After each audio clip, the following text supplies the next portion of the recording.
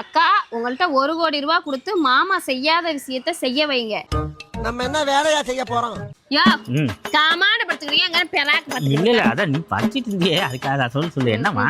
நான் ஒரு 1 கோடி ரூபாய் உன்கிட்ட வச்சிருக்கேன்னு வச்சுக்க. நானு அதை உன்கிட்ட கொடுத்து நீ வாழ்க்கையில இது வரைக்கும் செய்யாத விஷயத்த நான் செய்ய வைக்கணுமாயா?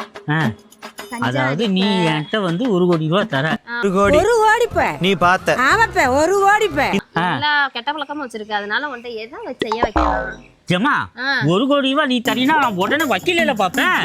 நீங்க பிசினஸ் பண்ண போறியா? பிசினஸ்க்கு எதுக்கு வக்கீல பார்க்க போறேன்? அவர்கிட்ட இல்ல ஒரு 75 லட்சத்தை கொடுத்து உன்னை வந்து டைவர்ஸ் பண்ண போறேன். ஓடி உன் வாயில அக்கத்து வைக்க. அப்படி எப்படி? ஆமா என் பணத்தை நான் உனக்கு கொடுத்து நீ என்ன டைவர்ஸ் பண்ணுவேன். ஆமா நீ மன்மத குஞ்சு நிக்கிறாளுங்களாக்கும். தேவையில்லாமலாம் பேச. நீ என்ன சொன்ன 1 கோடி ரூபாய் கொடுத்தா என்ன செய்வேன்னா நான் இதை தான் செய்வேன்னா இது என்ன தப்பா இருக்கு? கல்யாணத்தை பண்ணி என்ன செய்வேன்? கல்யாணத்தை பத்தி ஏதோ ஒண்ணு செய்யலாம். ஒன்னு டைவர்ஸ் பண்ணணுமா வேணாமா அது சொல்லு ஃபர்ஸ்ட்.